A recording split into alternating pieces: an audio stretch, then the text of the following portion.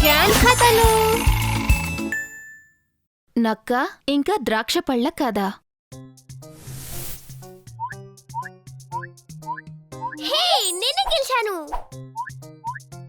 మళ్ళీ నేను గెలిచాను. ఇలా అయితే నేను నీతో అస్సలు ఆడను. కమాన్, ఇంకొక గేమ్ ఆడదాం. ఇది బోర్గా ఉంది, కానీ ఇది నీ ఫేవరెట్ గేమ్ కదా. కానీ నాకు ఇది అస్సలు నచ్చలేదు. నువ్వు వచ్చి మా కథలో నక్కలాగా ప్రవర్తిస్తున్నావు. ఏ కథలో? The story of the pox and the grapes. ఆ నక్కకి తినటం అంటే చాలా ఇష్టం.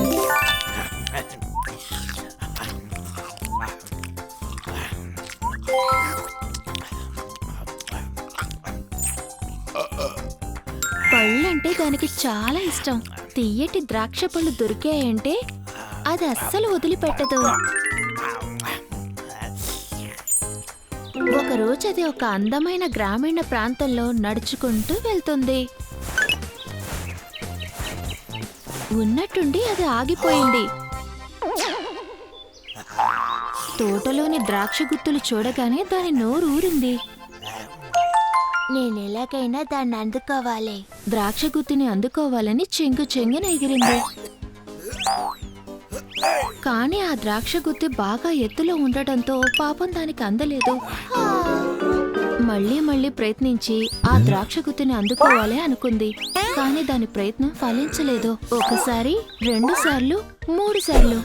ఎన్నిసార్లు ఎగిరినా దాని వల్ల కాలేదు. నక్క అలసిపోయింది. ద్రాక్షల మీద దాని కోపం వచ్చింది. ఒక్క ద్రాక్ష కూడా రుచి చూడకుండానే బయలుదేరింది. ఆ ద్రాక్షలు పుల్లగా ఉంటాయి.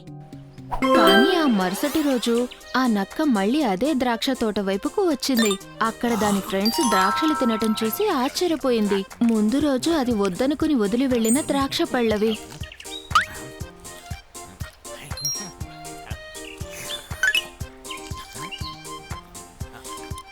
అవి పుల్లగా లేవా అని అడిగింది. ఆ నక్కల్లో ఒకటి దాన్ని చూసి చిన్నగా నవ్వింది. మనకి అందని ద్రాక్ష పులుపు అనుకోవడం తప్పు. నక్క సిగ్గుతో తల వంచుకొని అక్కడి నుంచి వెళ్ళిపోయింది. నువ్వేం కాలేదని గేమ్ ఎప్పుడు నిందించకూడదు. ఓకే, మనం మరొకసారి గేమ్ ఆడదాం. ఈసారి నేను గెలవడానికి ట్రై చేస్తా. ఒక్కసారన్నా గెలుస్తానుగా.